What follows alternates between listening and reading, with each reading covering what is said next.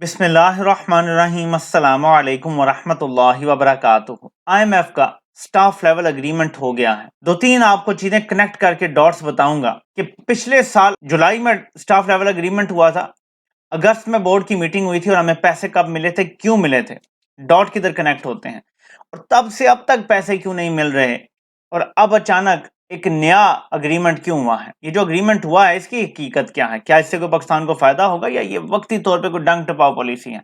पहले तो ये समझ लें कि ये IMF से स्टैंडर्ड फंड फैसिलिटी जो इनका प्रोग्राम होता है ये वो नहीं है, ये है स्टैंड बाय अरेंजमेंट।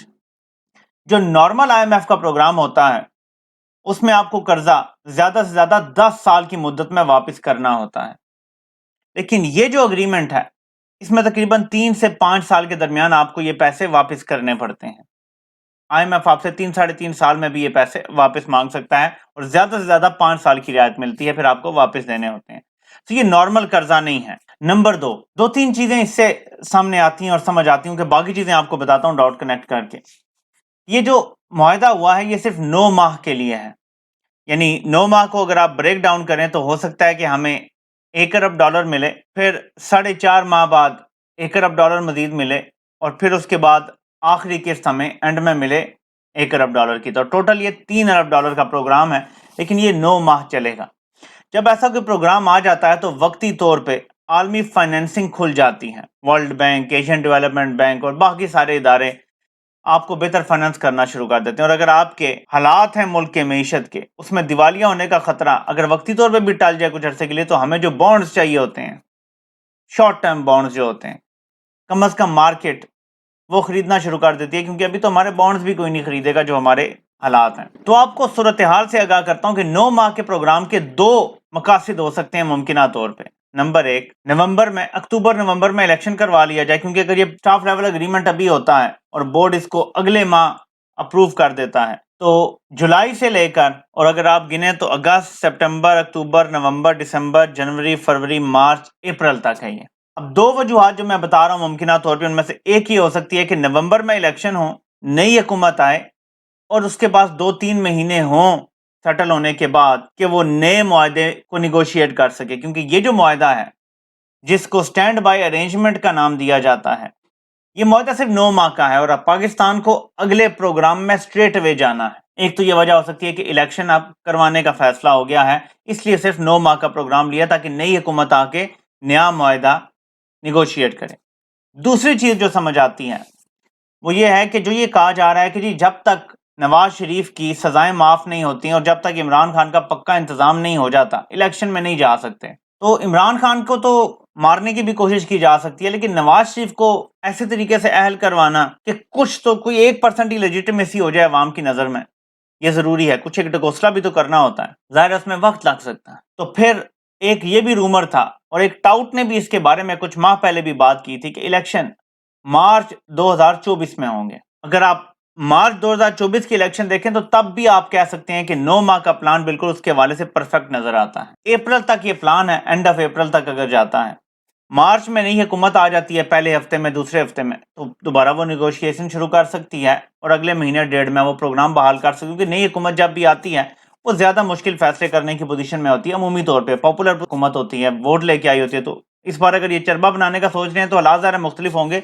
नॉर्मल हालात में पॉपुलर हुकूमत होती है, वोट लेके आई होती है, तो शुरू में मुश्किल फैसले कर लेती हैं। ये दूसरा इसका रुख हो सकता है कि मार्च तक चलाते रहते हैं, यानी जनवरी तक चलाते रहते हैं, जनवरी फरवरी तक, और मार्च में फिर इलेक्शन करवा लेते हैं पूरे मुल्क में। तो ये भी हो सकता है, तब तक इमरान खान का भी इंतजाम कर लेंगे।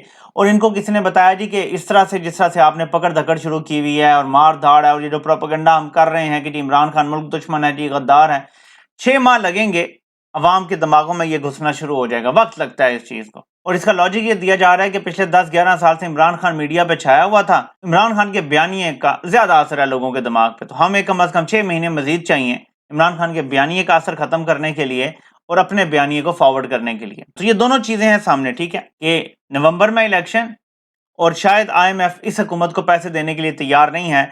तो अभी स्टाफ लेवल एग्रीमेंट हुआ है, महीना भी लग सकता है, 15 दिन में भी हो सकता है बोर्ड की मीटिंग हो जाए और वहां पे अप्रूव हो जाए, पैसे आने में महीना भी लग सकता है, डेढ़ भी। तो अगर महीना भी लग जाता है तो अगस्त کے شروع میں یہ لوگ تو ویسے ہی اسمبلی توڑنے کا سوچ رہے ہیں تاکہ 3 ماہ مل جائیں اور نومبر کے پہلے ہفتے میں ہم الیکشن کروا لیں. تو یہ بھی ہو سکتا ہے کہ آئی ایم ایف نے اندر کھانے شرط رکھی. لیکن اب ایک دوسرا اینگل ہے اور یہ ہے کانسپیریسی تھیوری والا اینگل. کچھ لوگوں نے میری توجہ دلائی کیونکہ میں اس سے سملر کچھ بات کر چکا تھا پچھلی دفعہ. یہ ہے کانسپیریسی تھیوری کا اینگل، لیکن آپ نے ڈاٹ کنیکٹ کر کے دیکھنا ہے کہ کیا یہ عقل کے پیمانے پہ پورا اترتا ہے یا نہیں. اور وہ کیا ہے؟ 14 جولائی 2022 کو سٹاف لیول اگریمنٹ ہوتا ہے پاکستان کا.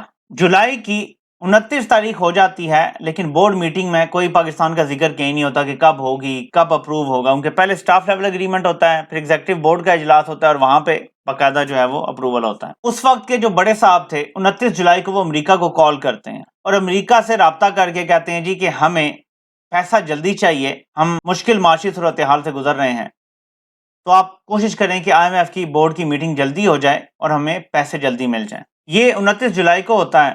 2 اگست کو ایک بہت ہی بدقسمت سانحہ ہوتا ہے.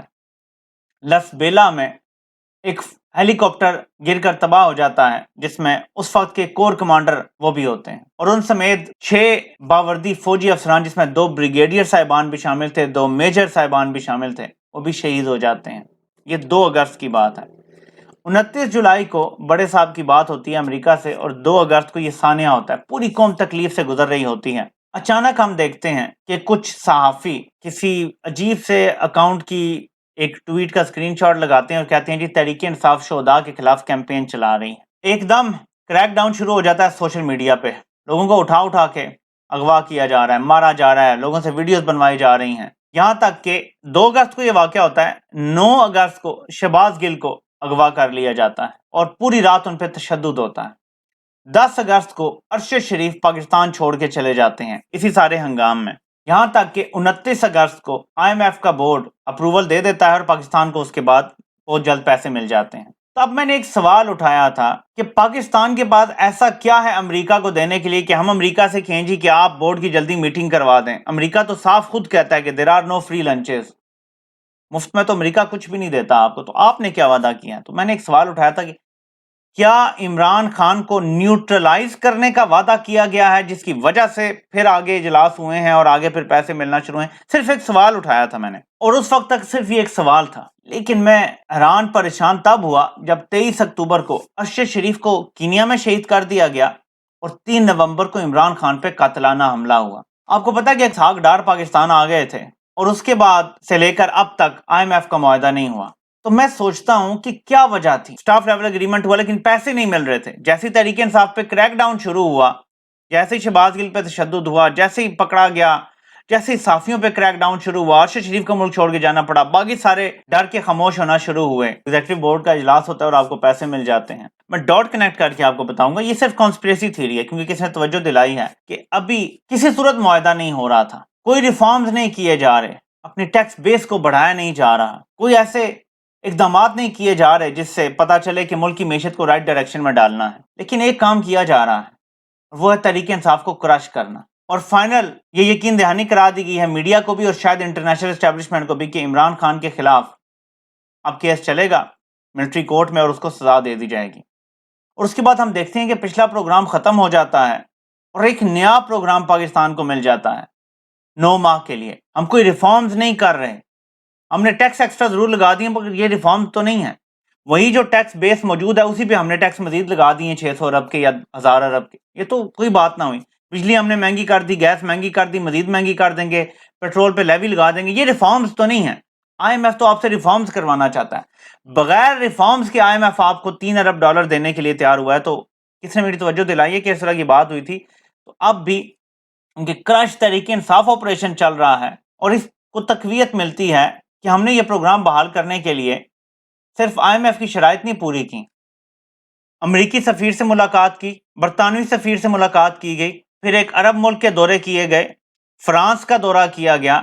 تو جو بڑے بڑے فنڈر ہیں نا آئی ایم ایف کے، جن کی چلتی ہے، اگر وہ سارے مل کے ایک بات کریں، خالی امریکہ بہت اثر و رسوخ رکھتا ہے، لیکن اگر سارے ملک جو بڑے بڑے فنڈ دینے والے ہیں وہ ہو جائیں، جس میں چین بھی ہوگا، امریکہ بھی ہوگا، میں بڑے فنڈ دینے والوں کی بات کروں، یہ نہیں کہ اس میں کون شامل ہے. تو پھر آپ جب کسی کے جوتے شوتے چمکائیں اور ان کو یہ یقین دہانی کروائیں، امریکہ ہو گیا، برطانیہ ہو گیا، اس طرح کے ہو سکتا ہے کوئی ایک عرب دوست ملک بھی ہو، کہ جی عمران خان تو واپس نہیں آئے گا اور اس کا ہم پکا انتظام کرنے والے ہیں، اور یہی ہم نے کر دیا، پارٹی توڑ دیا، لوگ چھوڑ گئے ہیں، یہ سارا ہے، اور ساتھ ہی آپ کو پروگرام مل جاتا ہے۔ یہ صرف ڈاٹ کنیکٹ کر کے بتا رہا ہوں، it's just a conspiracy theory.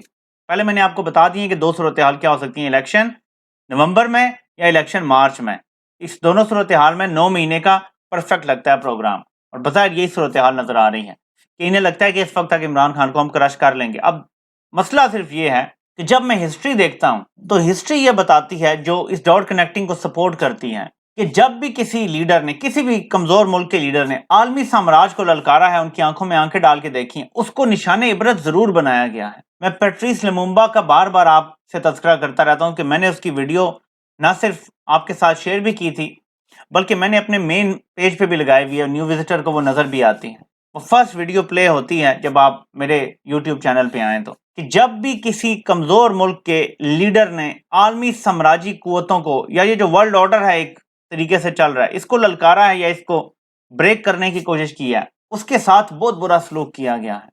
تو یہی ہمیں یہاں نظر آ رہا ہے، تو اس لیے ڈاٹ کنیکٹنگ ہوتی ہے، ورنہ تو ظاہر ہے just a conspiracy theory at the moment. اور اس ساری عالمی صورتحال کو، جو عالمی سطح پہ عمران خان کے خلاف سازش چل رہی ہے اور مسلسل چل رہی ہے، it's an ongoing conspiracy against Imran Khan, اس میں عمران خان جو بار بار کہہ رہے ہیں نا کہ میرا عوام کے سامنے ٹرائل کرو اگر کرنا ہے تو، کیونکہ انہیں پتا تو ہے کہ یہ کرنا چاہتے ہیں، انہیں پتا تو ہے کہ عالمی سامراجی قوتوں کو گارنٹی دے دی گئی ہے۔ وہ اوپن ٹرائل کی بات اسی لیے کر رہے ہیں تاکہ اس ٹرائل کو کسی قسم کی لیجیٹیمیسی نہ مل سکے، کیونکہ یہ جھوٹ پہ مبنی ہے، فراڈ کے بیانیے پہ مبنی ہے، یہ عوام کو دھوکہ دینے کے بیانیے پہ مبنی ہے۔ یہ ٹرائل جو کرنا چاہ رہے ہیں، سارا بیانیہ ایک دھوکے پہ کھڑا ہوا ہے، تو اوپن ٹرائل یہ نہیں کریں گے۔ عمران خان کو لازمی ریکویسٹ کرنی چاہیے، اور میں پھر یاد دہانی کراؤں، عوامی ہاتھوں کی زنجیر، ایک دوسرے کا ہاتھ پکڑ کے، ہاتھ میں ہاتھ ڈال کے، خیبر سے کراچی تک اگر پاکستان کی عوام کھڑی ہو جائے سڑکوں پر، آپ اپنا حق لے لیں گے۔ یہ ایک ایسی آئیکونک موومنٹ ہوگی کہ پوری دنیا اس کو کور کرے گی، پوری دنیا کی پریس دکھانے پہ مجبور ہو جائے گی۔ پاکستانی میڈیا تو شاید